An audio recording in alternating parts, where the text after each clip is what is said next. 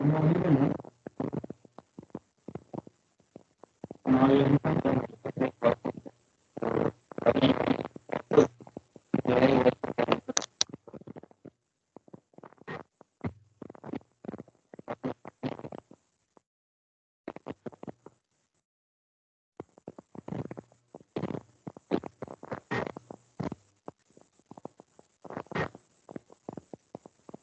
then let's start today's session.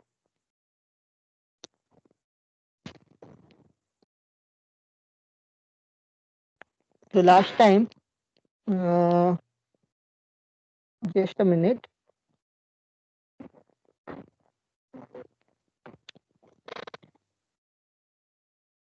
Let me just change the setting.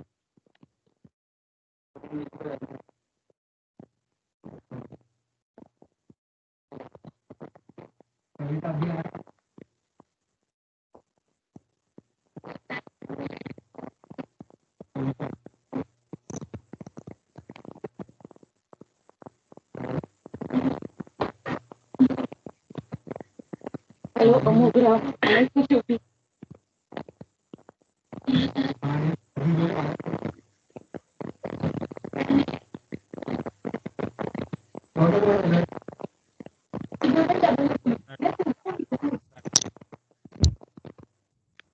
Okay, then let's start our today's session. तो last time we are seeing the variable, उसमें हमने एक example देखा था like birthday का। तो कैसे हमने मोबाइल फोन का एक डिजिट लेके उसको थोड़ा कैलकुलेशन परफॉर्म किया था and we have get to know that क्यों वो ऐसा आता है, क्यों वो आंसर करेक्ट आता है। तो जो भी हम आंसर लॉजिक ढूंढने का कोशिश करते हैं, वो लॉजिक ढूंढने में हेल्प करने का काम वेरिएबल का होता है। तो variable is just a placeholder. तो फॉर एग्जाम्पल यहाँ पे उन्होंने एक क्वेश्चन दिया है, is there a number x with the property that 2x plus 3 is equal to x square. तो ये क्यों आया, क्योंकि क्वेश्चन क्या था अपना, is there a number with the following property, doubling it and adding 3 will give the same result as squaring it. So if you want to answer this question, we will take some variable x such that doubling it मतलब क्या है 2x, adding 3, तो 2x में add 3 करेंगे, 2x plus 3, and the result is same as Excuse me, sir. Not able to हाँ, see your screen. oh sorry, I will share it again. Yes, I'm able to see it now. Thank you, sir.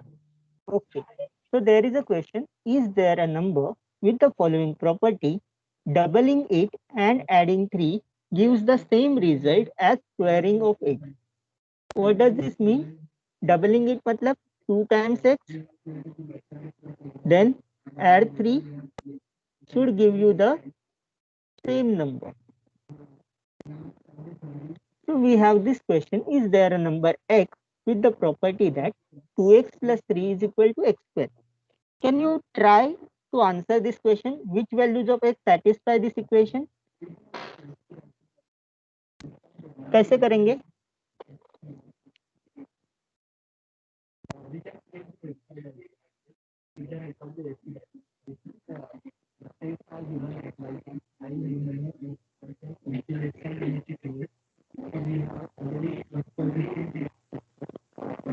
Anyone? Can you give me value of x which satisfy this equation?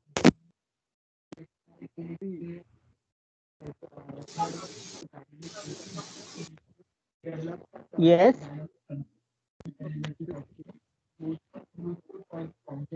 Can x is equal to 3 satisfy this equation? 3.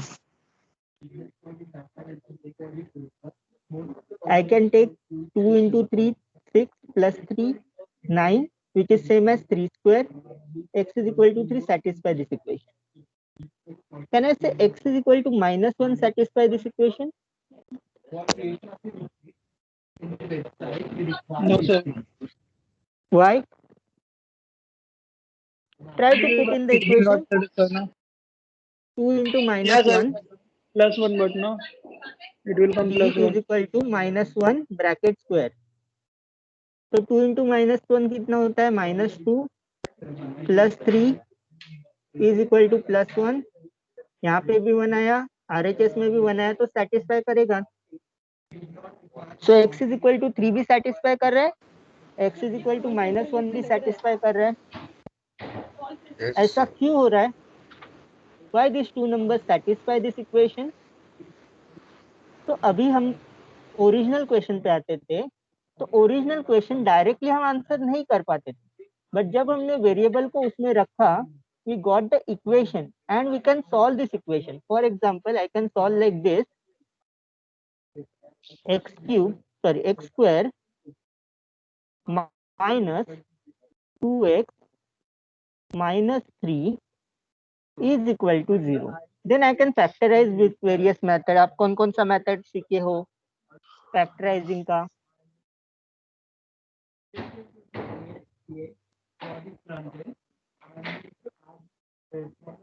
नहीं पता, भूल गए?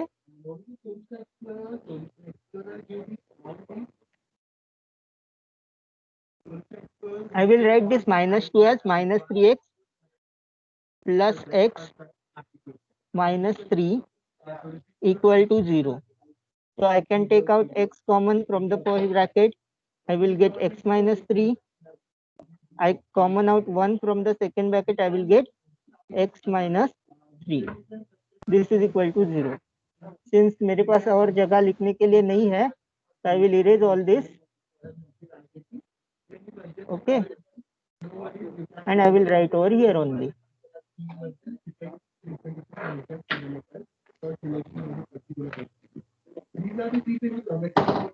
So I can write this as x minus 3 into x plus 1 equal to 0. So x is equal to 3 or x is equal to -1. So I got this value from solving this equation. So मैंने मन में solve किया, तो मुझे ये 2 values मिला। मन में कैसे सॉल्व किया? क्योंकि मुझे ये इक्वेशन पता था, x square minus 2x minus 3। -3 को कैसे फैक्टराइज करेंगे? जिसका सम आना चाहिए -3, सॉरी प्रोडक्ट आना चाहिए -3 और सम जो आना चाहिए वो क्या था? -2. So I will write this -3 as -3 into +1, so that sum is equal to -2 and product is equal to -3. तो ऐसे मैंने इसको फैक्टराइज किया, जो नॉर्मली आपने 8 और 9 स्टैंडर्ड में फैक्टराइजेशन मेथड सीखा है। तो उससे मुझे सॉल्यूशन मिला -3 है तो उसका उल्टा +3 और 1 का उल्टा -1। तो ये दो सॉल्यूशन मुझे मिल गए थे। तो ये जो दो सॉल्यूशन है वो इक्वेशन को सेटिस्फाई करते हैं। मतलब क्या है कि ये जो स्टेटमेंट में कर रहा हूँ, is there a number x with property 2x plus 3 is equal to x square, this statement is true. ये कौन सा स्टेटमेंट है? ट्रू स्टेटमेंट है। फॉर एग्जाम्पल मैं आपको फॉल्स स्टेटमेंट भी बताता हूँ। Is there a real number x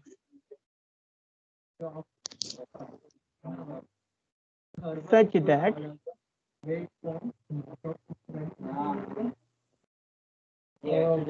x square is equal to -1? Is there any real number which square is -1?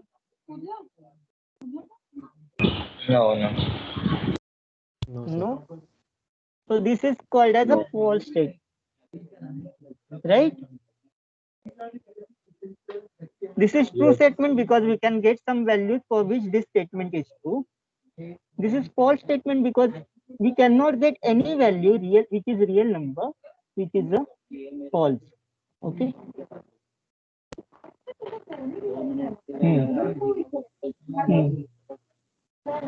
So disturbance is coming. I know, because there are many people in college who are taking lecture at same time.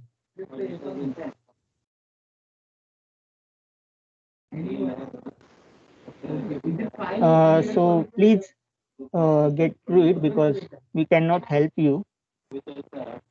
There are many people, like 3 teachers or 4 teachers taking same lecture from the same place. ठीक है,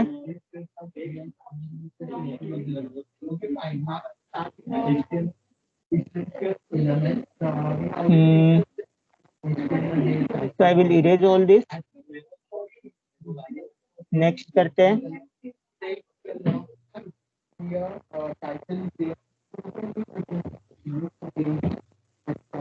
Okay, now next question.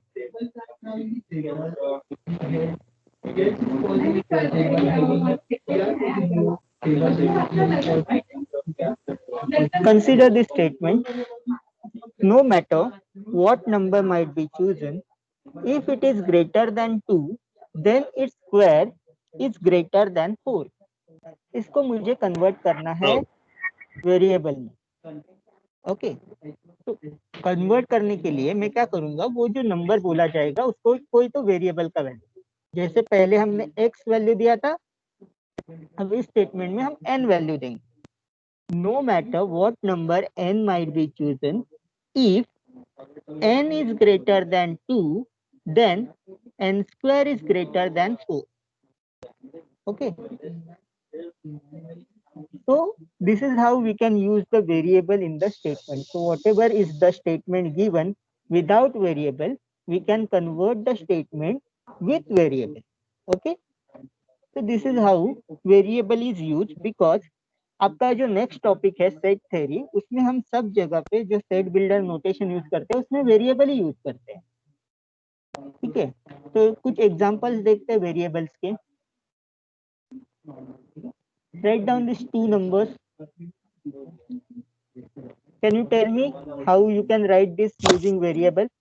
Are there numbers with the property that sum of their square equals the square of their sum? X plus 2.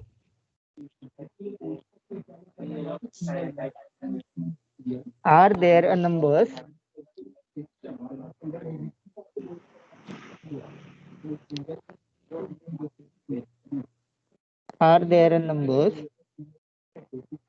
with the property that sum of their squares equals to square of their sum? कैसे लिखोगे आप ये? a plus b is equals to a plus b the whole square.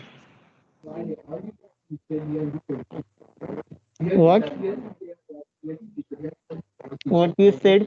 Can you repeat? So पहले तो numbers है ना, तो पहले हम लोग को ऐसे लिखना पड़ेगा. Are there numbers. आपने कौन से नंबर्स लिए? A and B. So I can write A and B such that, now you write what you say, sum of their square, square कर लो, plus B square equal to a plus b the whole square. the bracket square. Now my question is whether this statement is true or false. False. Think again. False, sir. I can give you number, value A and B such that this statement is true. False, sir. False, sir. Should be a square minus b square. 1. Sir, 1 is Put this value. 1 and 0, put this value. What is A square plus B square? Left hand side क्या आता है?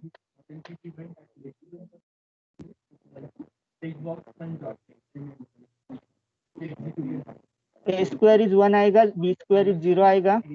Left hand side 1 हो गया, right hand side क्या हो गया? 1 plus 0 is 1, 1 square is 1, right hand side भी 1 हो गया. तो इस स्टेटमेंट क्या हो गया? ये दो वैल्यूज के लिए ट्रू हो गया. बट अगर मैं a इज इक्वल टू 1 लेता हूँ और b इज इक्वल टू 1 लेता हूँ तो ये स्टेटमेंट होता है फॉल्स. तो स्टेटमेंट का ट्रू एंड फॉल्स कंडीशन किस पे डिपेंड है? वैल्यूज पे डिपेंड. बट यहाँ पे मुझे क्या पूछा गया है कि नंबर है क्या, ऐसे कोई नंबर्स एग्जिस्ट करते हैं क्या? तो एग्जिस्ट करते हैं, इसीलिए स्टेटमेंट ट्रू है. It is not a universal statement, it is called existential statement. Okay. Second statement देखो कैसे लिखोगे आप. Given any real number, its square is non-negative. How to write this statement? With variable. Given any real number r, comma, its square मतलब क्या है? r square is non-negative. Non-negative का मतलब क्या है? Positive integer. पॉजिटिव और zero. Non negative का मतलब है पॉजिटिव और zero. There are three things: positive, negative, non negative, non positive. मैं नंबर लाइन पे एक्सप्लेन कर देता हूँ. ये अपना रियल नंबर लाइन होता है. यस सर, वो एक्चुअली आप कॉर्नर पे ना लिखो तो सही रहेगा सर. एक्चुअली दिखता नहीं है सिंबल की वजह से. ये जो एकदम ये साइड कॉर्नर है ना, कहाँ पे? वो जो जहाँ पे गिवन लिखे है ना, उधर एक्चुअली सिंबल आ जाता है ना. Right hand side.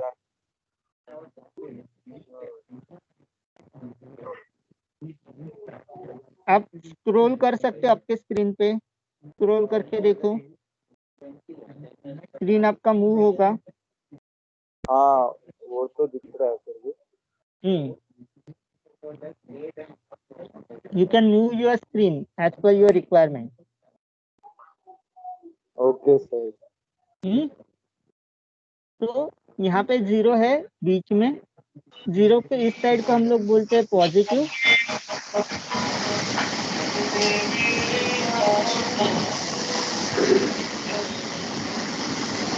हाँ प्लीज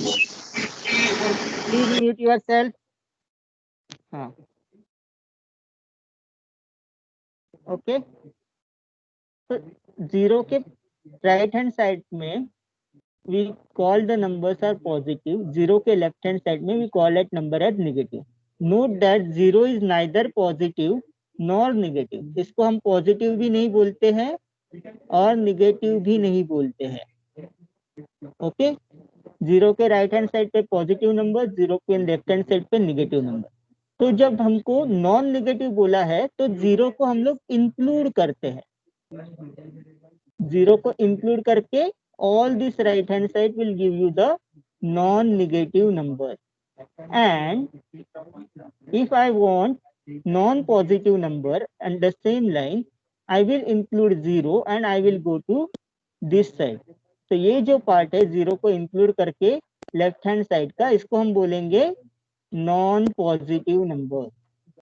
नॉन पॉजिटिव में जीरो इंक्लूड होता है, नॉन निगेटिव में भी जीरो इंक्लूड होता है. बट जब पॉजिटिव बोलेंगे तो जीरो इंक्लूड नहीं होता है, निगेटिव बोलेंगे तो जीरो इंक्लूड नहीं होता है. Zero is neither positive nor negative. ये आप ध्यान में रखो. ठीक है. तो when I right this I will write like this. तो इन्होंने जो सॉल्यूशन दिया है वो देखते हैं हम.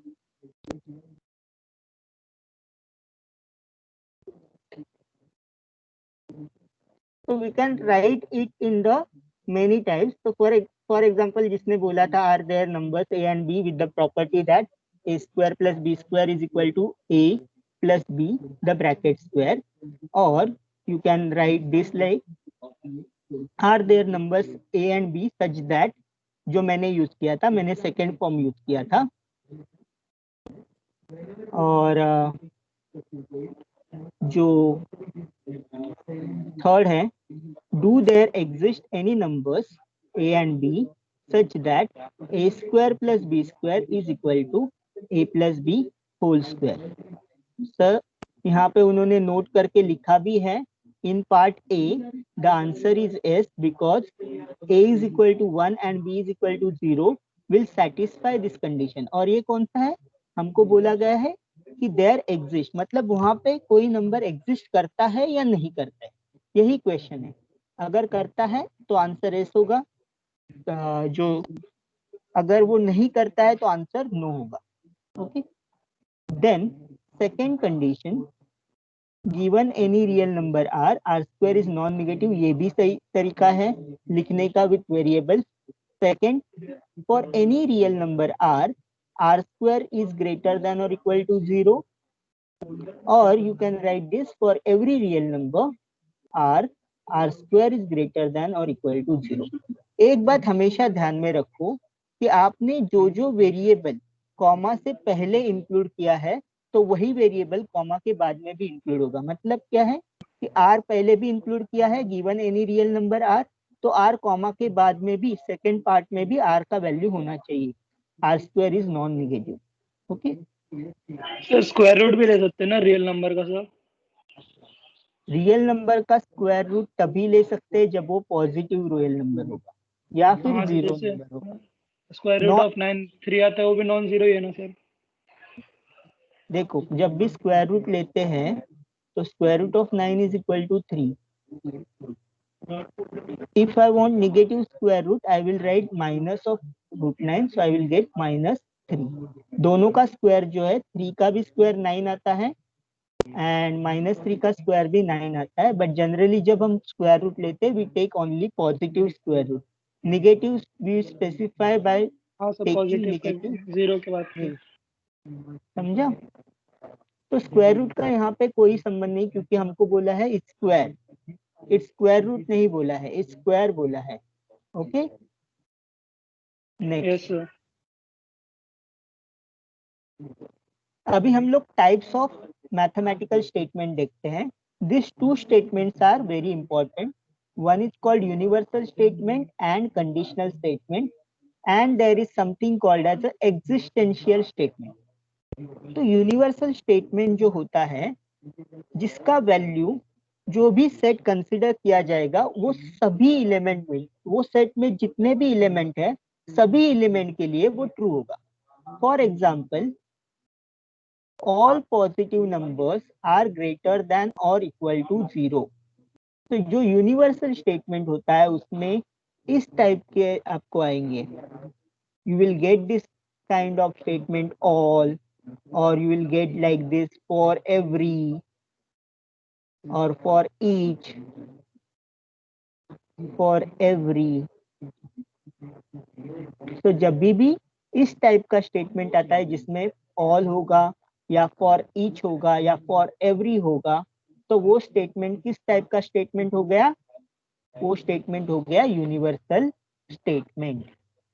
So universal statement says that a certain property is true for all elements in the set. So for example, all positive numbers are greater than 0।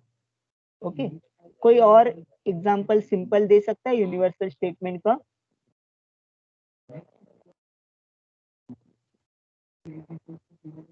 Anyone? Zero and including positive integers. नहीं, मैं बोल रहा हूँ कि All कोई prime और। number. All All prime prime number number are positive नहीं, numbers.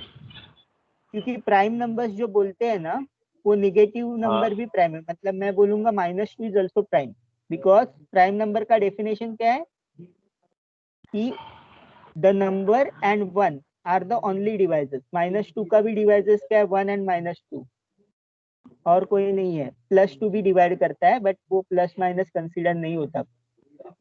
So prime number जो होते हैं वो पॉजिटिव में भी होते हैं, निगेटिव में भी होते हैं। और कोई एकदम simple statement?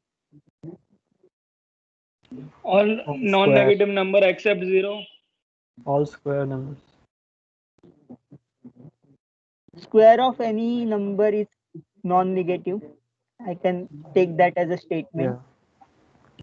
For example, all एक negative statement है, all negative numbers are lesser than 0. हाँ वो भी कर सकते हैं। All negative number are less than 0। ठीक है, करेक्ट है, ये भी स्टेटमेंट करेक्ट है। For every real number r, r square is greater than और इक्वल टू 0, क्योंकि हम एवरी नंबर की बात कर रहे हैं।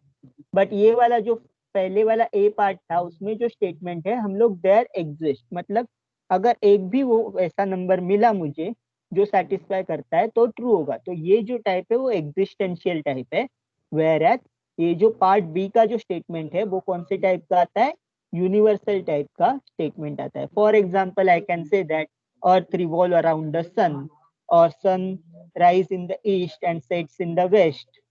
तो ये जो स्टेटमेंट है ये यूनिवर्सल स्टेटमेंट है। Okay,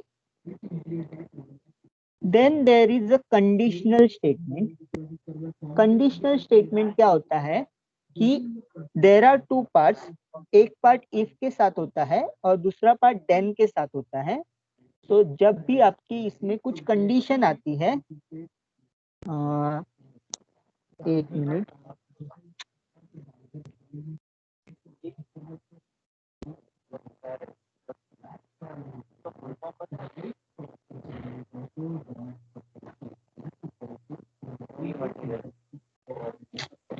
network is gone.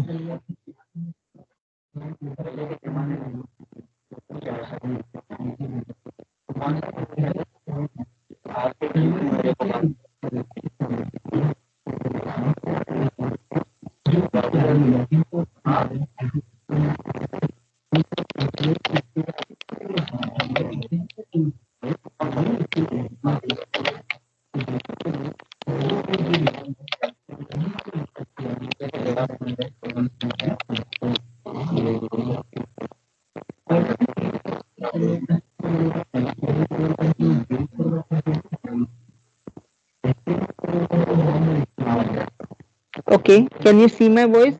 Sorry, can you hear me? Yes, sir. Yes sir. Okay, मेरा थोड़ा नेटवर्क गया था तो थोड़ा प्रॉब्लम हुआ। ओके, सो कंडीशनल स्टेटमेंट की बात करते हैं। कंडीशनल स्टेटमेंट में क्या होता है, इफ एंड देन का फॉर्म में होता है। कंडीशनल स्टेटमेंट जो होता है it is like this, if 378 is divisible by 18, तो ये फर्स्ट पार्ट हुआ। Then 378 is divisible by 6। तो ये जो कंडीशनल स्टेटमेंट होता है कोई कंडीशन इंप्लाई करता है। मतलब फॉर एग्जांपल मैं इसका सिंपल एग्जांपल दूं तो ये ऐसा होगा, if I study hard for the exam then I will definitely pass it. मतलब मैं एग्जाम के लिए अगर स्टडी करूंगा तो मैं उसमें पास हो जाऊंगा। मतलब मैंने क्या किया, कंडीशन रख दिया। क्या कंडीशन था, मैं एग्जाम के लिए स्टडी करूंगा। वैसे ही यहाँ पे भी क्या कंडीशन है, if 378 is divisible by 18, ये आपका क्या हुआ, कंडीशन हुआ। ये कंडीशन अगर 378 सेटिस्फाई करता है तो सेकंड वाला कंडीशन भी सेटिस्फाई करेगा। तो it is what, conditional statement. इसका जो फर्स्ट पार्ट होता है उसको हम बोलते हैं हाइपोथेसिस, एंड जो सेकंड पार्ट होता है उसको बोलते हैं कंक्लूजन। तो कंडीशनल स्टेटमेंट का ऐसे फॉर्म होता है, if some hypothesis is given then some conclusion is given। so जब भी hypothesis true होता है then conclusion हमेशा true होगा, तो ही वो पूरा का पूरा कंडीशनल स्टेटमेंट जो है उसको हम लोग ट्रू बोलेंगे, अदरवाइज हम लोग उसको ट्रू नहीं बोलेंगे।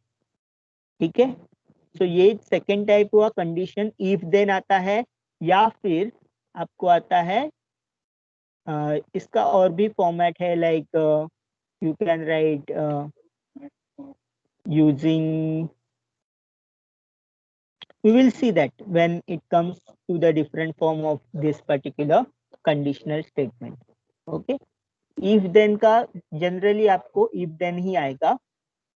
okay, so this is conditional statement। third type of mathematical statement is called as existential statement। existential statement होता है कि there exist आएगा। तो एग्जिस्टेंशियल में आता है देयर एग्जिस्ट, और there can be for some number. ऐसे टाइप के जो स्टेटमेंट्स फॉर्म होते हैं उसको हम लोग एग्जिस्टेंशियल स्टेटमेंट बोलते हैं। क्यों एग्जिस्टेंशियल बोलते हैं, कि कोई तो ऐसा नंबर होगा, मतलब उसका एग्जिस्टेंस बता रहे हैं कि फॉर सम और फॉर एटलीस्ट वन कोई भी अगर एक भी वैल्यू आपको मिलती है जो स्टेटमेंट को सेटिस्फाई करती है तो वो जो स्टेटमेंट है वो ट्रू है। For example, there is a prime number that is even. Can you tell me the which prime number is even? कौन सा Two. Prime number? 2, करेक्ट। तो Two, 2 two. के लिए स्टेटमेंट ट्रू है, बट बाकी कोई भी प्राइम के लिए वो ट्रू नहीं है स्टेटमेंट। 2 माइनस 2 मैंने जैसे बोला, नेगेटिव 2 भी प्राइम नंबर है और नेगेटिव 2 भी इवन है। Okay, so 2 and minus 2 are two numbers for which this property is true. For all other prime numbers this property is not true. But जब existential बोलते हैं तो एक के भी लिए भी अगर वो प्रॉपर्टी ट्रू है तो ओवरऑल वो जो स्टेटमेंट है ट्रू है। whereas यूनिवर्सल के लिए आपको क्या जरूरत है कि सबके लिए ट्रू होना चाहिए, जितने भी एलिमेंट उस सेट में है सबके लिए ट्रू होना चाहिए, तो ही हम लोग बोलेंगे वो यूनिवर्सल है। कंडीशनल के लिए क्या है कि अगर फर्स्ट पार्ट ट्रू है तो सेकंड पार्ट ट्रू होना चाहिए। Okay, so this are the 3 main types of statement and उनको कंबाइन करके हम लोग अलग अलग स्टेटमेंट लिख सकते हैं, लाइक यूनिवर्सल कंडीशनल या एग्जिस्टेंशियल कंडीशनल। ऐसे फॉर्मेट में हम लोग स्टेटमेंट बना सकते हैं। so let us move down. These are 3 type of main types of this 3 statement are there. Okay, then there exists, what is this statement called? Universal conditional statement. Universal condition. तो universal में क्या आता है, मैंने क्या बोला? Universal conditional statement contains some word for every, and conditional में क्या आता है? If then. तो जो यूनिवर्सल कंडीशनल स्टेटमेंट होगा वो कॉम्बिनेशन ऑफ बोथ होगा, जिसमें यूनिवर्सल पार्ट भी होगा और कंडीशनल पार्ट भी होगा। So for example, consider this statement. Which part is universal over here and which part is conditional? For every is universal, then वाला conditional. So for every animal A, उसमें हम किसकी बात कर रहे हैं? यूनिवर्सल की बात कर रही है। और if and then, if A is a dog, then A is a mammal, ये जो सेकंड पार्ट है वो जो है वो कंडीशनल पार्ट है। तो ये यूनिवर्सल भी है, कंडीशनल भी है, तो इसका टाइप क्या हुआ? Universal conditional statement. Got it? तो जो बोथ है, which is both universal and conditional, sorry ये कभी कभी सॉफ्टवेयर का इशू हो जाता है कि वो डायरेक्टली हायर साइड ऑफ ये ले लेता है पॉइंट।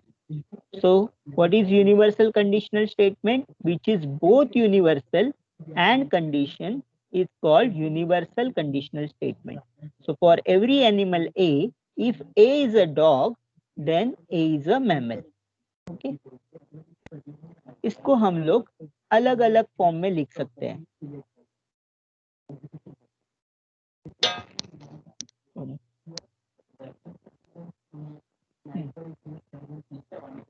तो इन्होंने क्या बोला है? Universal nature is implicit. Universal nature is implicit मतलब क्या है? अगर मैंने सिर्फ ऐसा ही लिखा कि if A is a dog then A is a mammal, तो ये यूनिवर्सल में नहीं, डायरेक्टली हम लोग इसको प्योरली कंडीशनल बोल सकते हैं। और हम लोग ऐसे भी लिख सकते हैं कि if an animal is a dog then that animal is a mammal. So ये जो यूनिवर्सल नेचर रहता है वो मेंशन किया नहीं किया वो सेम ही है, ऐसा वो बोल रहे हैं कि इस यूनिवर्सल नेचर इज इम्प्लिसिट, मतलब वो अपने समझने के लिए है। इसको ऐसे भी लिख सकते हैं, for example for every dog A is a mammal. मतलब इसमें क्या किया है हमने? ये जो कंडीशनल नेचर था इस स्टेटमेंट का उसको अज्यूम किया है। For every dog A is a mammal, इसको हम लोग कैसे लिख सकते हैं? सेम फॉर्मेट में, for every animal A, if A is a dog then A is a mammal. तो इसको कभी कभी क्या होता है, यूनिवर्सल कंडीशन में कंडीशनल हाइड होता है, कभी कभी यूनिवर्सल जो पार्ट है वो हाइड होता है। फॉर एग्जाम्पल ये वाला स्टेटमेंट देखो, ऑल डॉग्स आर मैमल। इसमें कौन सा पार्ट आ रहा है? सिर्फ यूनिवर्सल पार्ट आ रहा है, all dogs are mammal, only universal part is there but conditional part is not there. तो इसका मतलब क्या है, it's conditional nature is implicit, मतलब वो स्पेसिफिकली मेंशन नहीं किया गया है। ओके, तो ये जो लॉजिक होता है वो ऐसा होता है कि ना, कि आपको बोलेंगे, आपने जब 12th में पढ़ा था आपको लगा था बहुत सिंपल है, बट वो जब डीप में पढ़ने जाते हैं तो वो इतना सिंपल नहीं होता है। सो फॉर एग्जाम्पल ये जो एक्सरसाइज करेंगे हम लोग, ये एक्सरसाइज से आपको पता चल जाएगा कि सेम स्टेटमेंट को कितने अलग अलग तरीके में लिखा जाता है। Fill in the blanks to rewrite the following statement. Statement क्या है? For every real number x, if x is non-zero, then x square is positive. Can you fill in the gaps for writing this statement? पहले में क्या लिखेंगे, क्या किया है हमने? Are you there?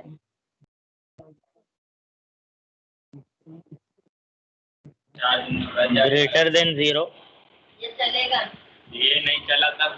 Then its square is पहले में greater than 0 लिखा है 0 किस- चलेगा, कोई प्रॉब्लम नहीं। Greater than 0 is correct answer.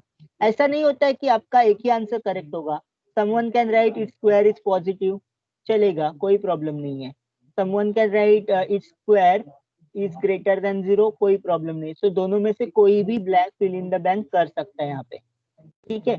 Second, for every non zero real number x, okay, then what I can write, since first part में x आया है, सो अगर आपने फर्स्ट पार्ट में x लिया है तो सेकंड पार्ट में भी x आना चाहिए। What I can write, x square greater than Square. Equal to नहीं, पॉजिटिव बोला है मतलब स्ट्रिक्टली ग्रेटर देन। अगर ग्रेटर देन और इक्वल टू मेंशन करना था, मैं पहले में भी करता था, ग्रेटर देन और इक्वल टू, बट पॉजिटिव बोला है मतलब क्या है, पॉजिटिव मतलब स्ट्रिक्टली ग्रेटर देन 0। ओके, हाँ। अभी यहाँ पे क्या लिख सकते हैं मैं, if x is not equal to 0, क्या बोला है, hello,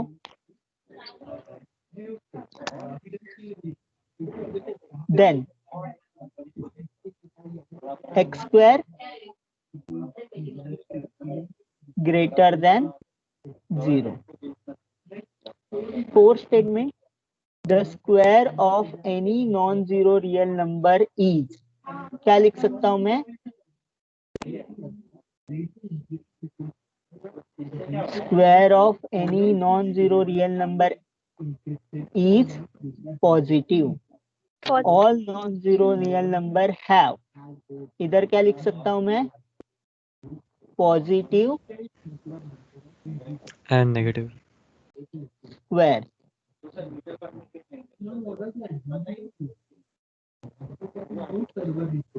For any, if a real number is non-zero, then its square is greater than 0. ये जो सेम स्टेटमेंट है 5 अलग अलग तरह से लिखा है। पहले पार्ट में क्या किया है मैंने, जो उसका नेचर था, ये फर्स्ट स्टेटमेंट जो था वो कौन सा था, यूनिवर्सल कंडीशनल स्टेटमेंट था। इसको मैंने जो फर्स्ट स्टेटमेंट लिखा है वो सिर्फ क्या है, कंडीशनल स्टेटमेंट है। सेकेंड जो स्टेटमेंट है वो कौन सा है, यूनिवर्सल स्टेटमेंट है।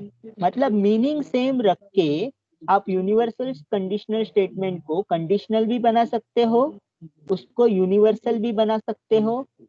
सो दोनों में से कोई भी एक बना सकते हो, या फिर अलग तरह से लिख सकते हो। सो फॉर एग्जांपल थर्ड वाला ओनली कंडीशनल है, if x is not equal to 0 then x square is not greater than 0। Fourth वाला स्टेटमेंट क्या है, यूनिवर्सल है, इसमें कंडीशन का जरा भी ये नहीं है। The square of any non zero, any का वर्ड आया मतलब क्या है, it is universal, is positive. All मतलब अगेन वो यूनिवर्सल स्टेटमेंट है, all non zero real numbers have positive square. Okay, understood this concept? You can rewrite the statement in two different forms. All means the same. Okay. Okay, so let's do this exercise. Exercise इसमें ऐसे है ना कि जब आप ये exercise करोगे तो ही आपको वो कंसेप्ट समझ में आएगा। तो इन्होंने दिया है x square is positive x square, so you can have this exercise. Then what is universal existential statement? जैसे यूनिवर्सल कंडीशन में कौन कौन सा पार्ट था? यूनिवर्सल भी था और कंडीशनल भी था। तो अगर यूनिवर्सल एग्जिस्टेंशियल बोलेंगे तो क्या क्या पार्ट होगा? Universal and existential. ओके, तो यूनिवर्सल होगा और एक्सेसियल भी होगा। बराबर। तो इसमें क्या होगा? यूनिवर्सल भी होगा एंड एग्जिस्टेंशियल होता। तो ये देखो, a statement that is universal because it's first part says that certain property is true for all objects of a given type, and it's existential because its second part asserts the existence of something. For example, every real number, ये क्यों बड़ा हो जाता है यार?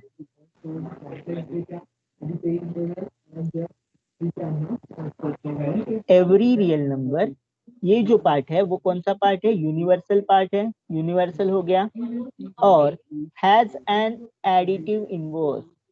Has an additive inverse मतलब कोई property का एग्जिस्टेंस हम बता रहे हैं, सेकेंड पार्ट में किसी का एग्जिस्टेंस हम बता रहे हैं, इसलिए ये जो स्टेटमेंट है वो universal as well as existential.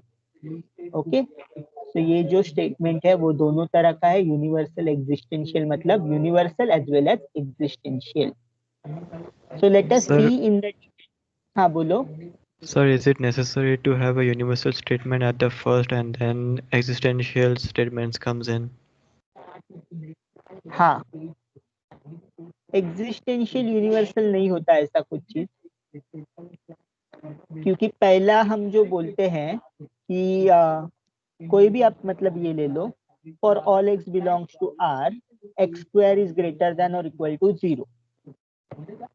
For all x belongs to R जब बोलते हैं तो वो क्या करेंगे? फॉर ऑल आपका जो है पहला पार्ट हुआ, ठीक है, और सेकंड पार्ट जो हुआ वो है existence of sum property. Existence क्या है? एक्स स्क्वायर ग्रेटर देन और इक्वल टू 0।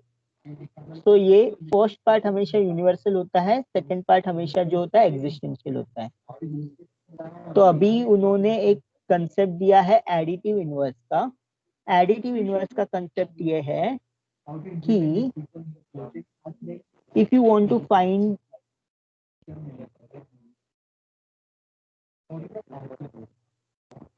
ए का additive inverse, so you have to find a b such that इन दोनों का एडिशन 0 है।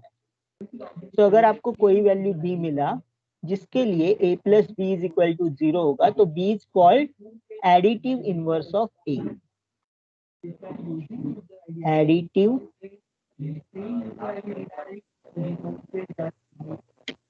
Inverse of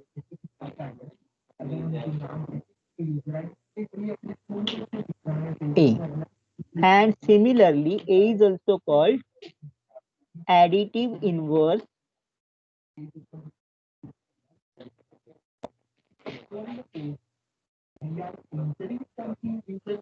of b। तो a एंड b जो ये दोनों का नंबर का, जिन दोनों नंबर का एडिशन 0 होता है, they are additive inverse of each other. a को हम बोलेंगे additive inverse of b, b को हम बोलेंगे एडिटिव इनवर्स ऑफ a, क्योंकि दोनों का एडिशन 0 है। सेम वे से अगर दोनों का मल्टीप्लीकेशन 1 है, a into b is equal to 1, so b को हम बोलेंगे a का मल्टीप्लीकेटिव इनवर्स, a को हम बोलेंगे b का मल्टीप्लीकेटिव इनवर्स।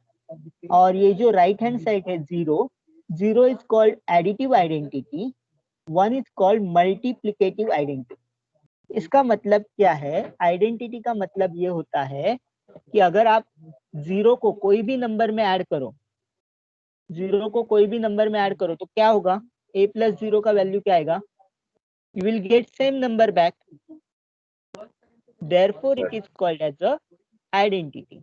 तो जो जिनका एडिशन आपको आइडेंटिटी देता है वो एडिटिव इनवर्स हो गया। जिनका मल्टीप्लिकेशन में आइडेंटिटी क्या है, किसी भी नंबर को 1 से मल्टीप्लाई करो तो आपको क्या मिलेगा, सेम नंबर वापस मिलेगा। तो इसीलिए Same. 1 जो है उसको मल्टीप्लिकेटिव आइडेंटिटी बोलते हैं। और ये जो मल्टीप्लिकेटिव मल्टीप्लिकेटिव आइडेंटिटी देता है उसको क्या बोलेंगे, मल्टीप्लिकेटिव इनवर्स।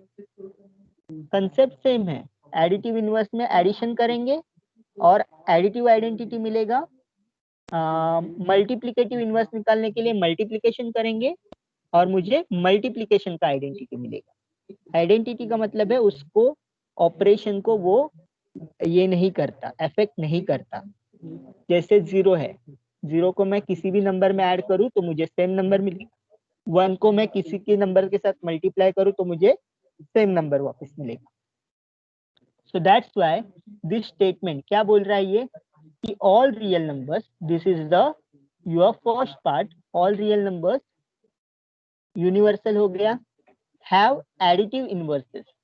एडिटिव इनवर्सेस मतलब एग्जिस्टेंशियल हुआ, कोई तो प्रॉपर्टी का एग्जिस्टेंस बता रहा है, ठीक है। सो इसको हम कैसे लिखेंगे, for every real number r there is an additive inverse for r, or you can write the same statement, for every real number r there is a real number s such that s is an additive inverse of r। तो यहाँ पे हम लोग different form of the statements देख रहे हैं। ये जो स्टेटमेंट है वो ऐसे भी लिखा जा सकता है या ऐसे भी लिखा जा सकता है, ओके।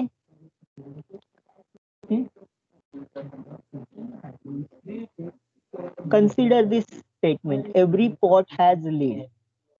इसको कैसे लिख सकते हैं हम लोग,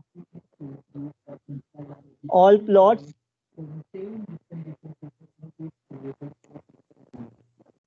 हैव अ लीड।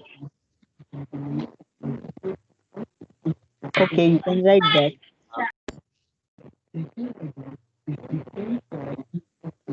तो आपको जो क्वेश्चन आएंगे वो इसी फॉर्म में आएंगे। देयर विल बी 5 क्वेश्चंस, जैसे हमने पहले देखा 5 डिफरेंट फॉर्म में लिखना है।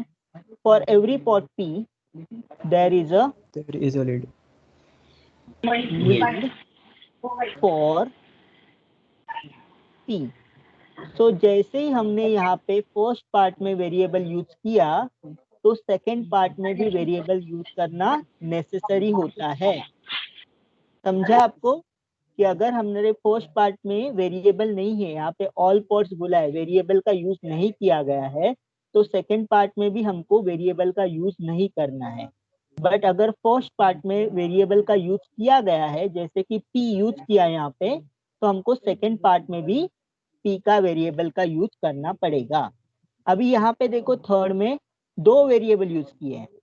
For every pot p there is a lid l such that, मतलब पी भी यूज किया है वेरिएबल, एल भी यूज किया है, तो सेकंड पार्ट में भी हमको 2 यूज करने पड़ेंगे variable. Such that I can write L is lead for pot P,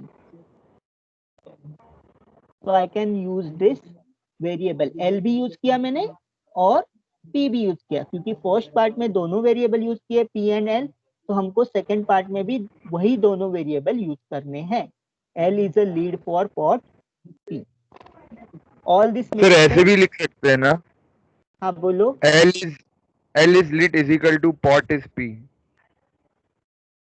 नहीं, ऐसे नहीं लिख सकते, क्योंकि हम लोग को इक्वालिटी रिलेशन नंबर्स में यूज होता है, ऐसे जनरल में इक्वालिटी रिलेशन हर बार यूज नहीं होगा। अच्छा, you can got it। Right pot P has a lid L, ऐसे लिख सकते हो आप, such that pot P has a lid L, ऐसे लिख सकते हो। L is lead for pot P की जगह पे वैसे रिफ्रेम कर सकते हो, okay.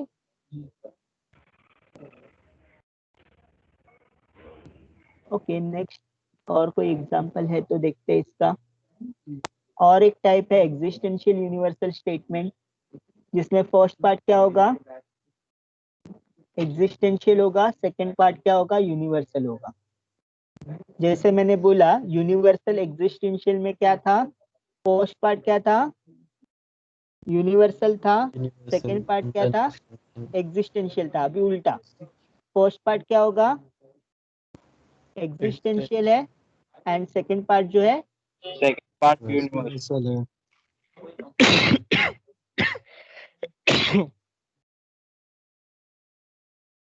okay. Consider this statement, there is a positive integer that is less than or equal to every positive integer. This statement is actually false, but it is a statement. If you get this statement correct, then what will happen?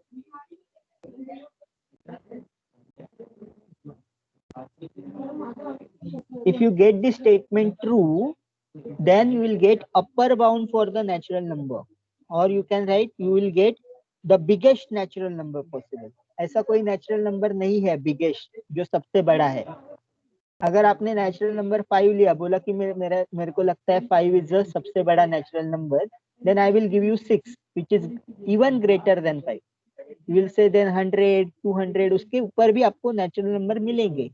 तो ये जो statement बोल रहा है, क्या बोल रहा है कि ऐसा कोई तो नंबर है जो सबसे बड़ा पॉजिटिव रियल नंबर है। ओके, तो ये स्टेटमेंट एक्चुअली फॉल्स है, but it is a actual statement. Statement false भी हो सकता है, ट्रू भी हो सकता है, बट दोनों सेम टाइम पे नहीं होता।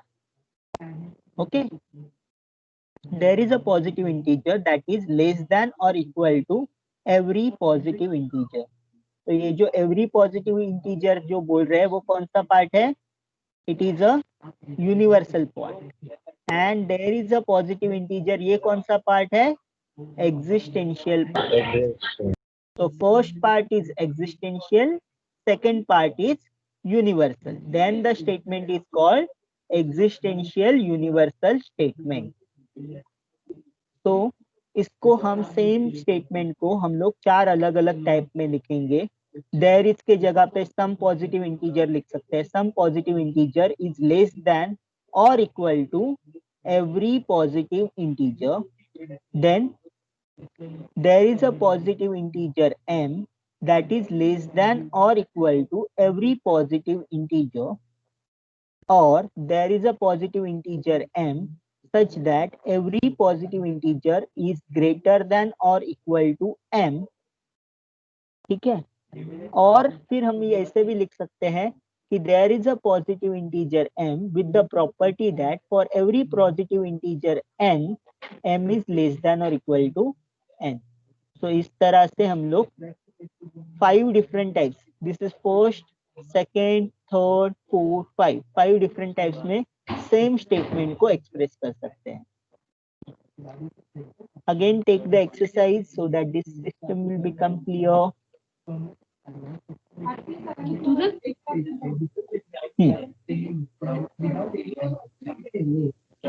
There is a person in my class who is at least as old as every person in my class. इसको कैसे लिख सकते हैं, फर्स्ट स्टेटमेंट आप मुझे बताओ।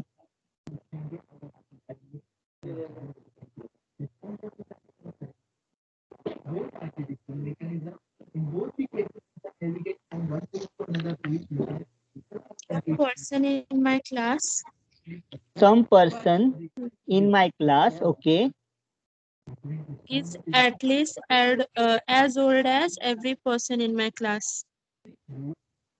I will write first, some person in my class is at least as old as every person in my class. person in my class. Correct. Next, अभी variable use किया है। There is a person P in my class such that P is at least as old as,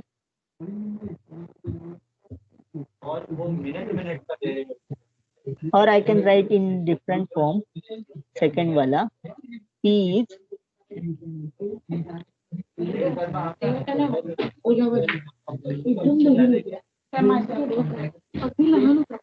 younger than all persons in my class, ऐसे भी लिख सकते हैं.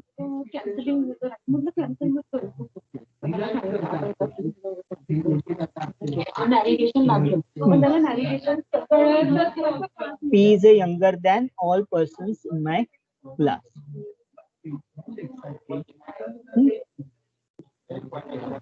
Sir, please explain this.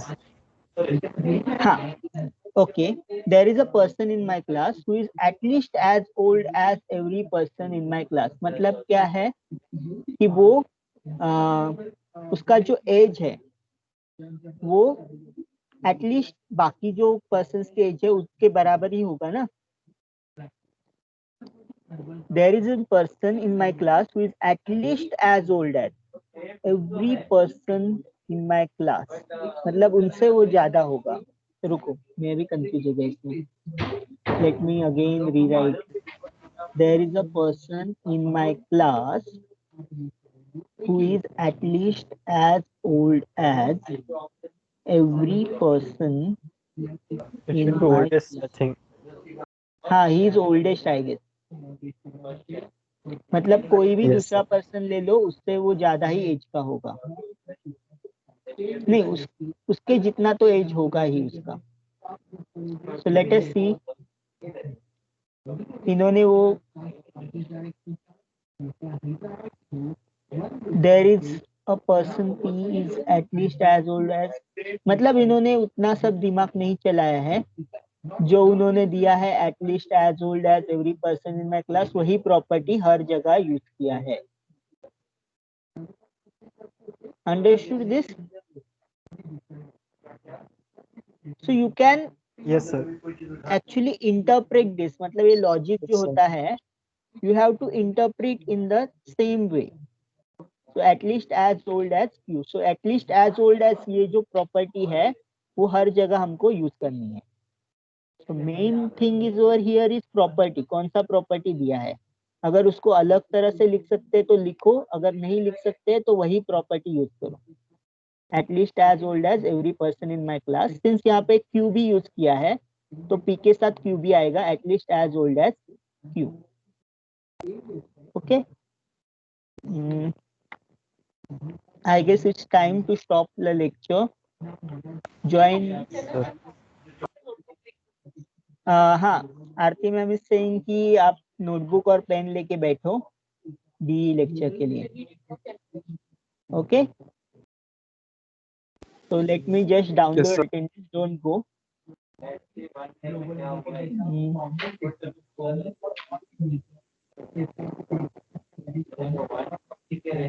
Okay, thank you. Thank you. Thank you, sir. Thank you, sir. Okay. See you tomorrow.